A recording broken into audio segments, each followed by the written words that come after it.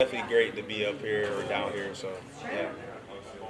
What's it been like? You mentioned that the extended season. Like, this is the first time in history college football season is still going as far into January.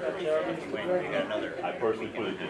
What has this experience been like as you move through, preparing for this many games? Yeah, it's awesome. Our coaches always talk about how it's a one win elimination or one loss elimination tournament. So we just want to keep this team together. That's really it. That's what we're fighting for, and that's what we're going to do. Coach Day is talking about this run you guys have had, kind of like an NFL team in the wild card building momentum. I think he talked about like the 2008 Giants. How much has that kind of been a talking point? His experience, Chip's experience in the NFL, and what they've seen in the playoffs there. Yeah, absolutely. They're definitely used to this magnitude of a 4-game playoff, and it's nothing new to them. That's why we're treated like professionals. We look at each other like we're professionals, and that's how we go about our business. Talk to you've mentioned it. Coach Day's mentioned it, John. Kind of the playing to get one more week, one more game with this team. Just why do you think this team has bought into that message so much? We've been through so much together.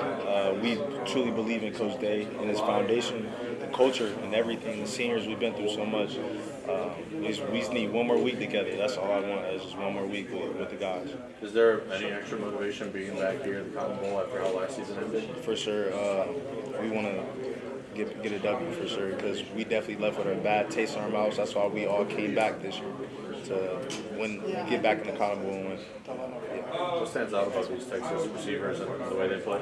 They're fast, they're dynamic, they're savvy. I feel like they're smart. They know how to complement their routes based on the coverage, and they're very smart. After the first Oregon game in October, there was a lot of talk and criticism about the defensive backs and the play of this defense. You guys have obviously been a much better unit since then. Was that game something that kind of created a chip on the shoulder for the team, wanting to bounce back and have the response to the season that you guys have had? Yeah, for sure. We came with a lot of hype at the beginning of the year. Then we kind of laid an egg against Oregon, call it how it is, and then we got a chip on our shoulder, and we just don't want that ever happen again. That's why we prepare harder, and that's why we go into the details way more. I think I heard coming up of the semifinal teams, you guys are the only ones whose classes have started. Is that true? Did you guys start on the 6th? Was that here? Or? Oh, yeah, we started, the 6th. I think we had a snow day the first day of classes, and we started Tuesday. So you didn't even really have to start, but you're still, is it more of a distraction, do you think? Is it a competitive advantage to the other teams that don't have to go back to school yet? Hopefully not, we're smart kids over here, so we can handle both, so yeah, we're good. Appreciate it. Yeah, thank you. Smartest kid on the team. Someone that thinks they're smart, well, I'll give him credit is Lorenzo Styles. I feel like he's a smart kid for sure. Yeah, I feel like Lorenzo Styles, he's smart. What about this Texas offense did you see that is different than what you faced this year? Explosive plays. They really test your eye discipline.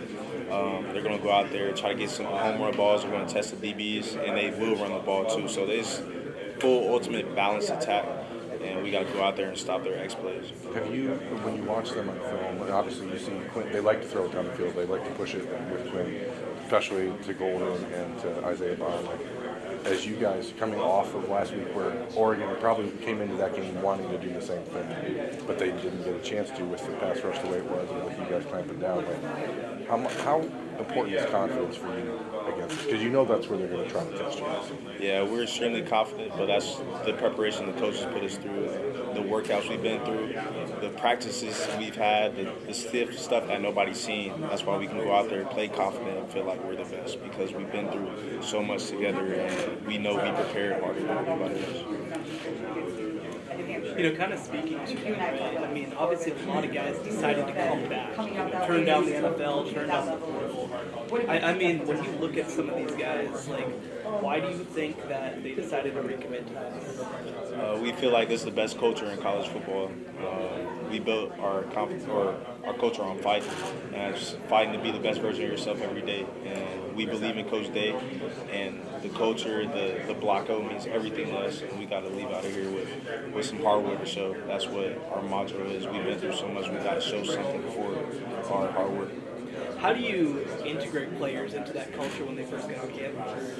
It's kind of easy with kids like, or young men like Caleb, Will, Krishan, everybody for real that transferred in. It's easy because they're so focused onto their craft and they bought into the culture immediately. So it's easy to bring those guys in and confident and go out there and make plays for us.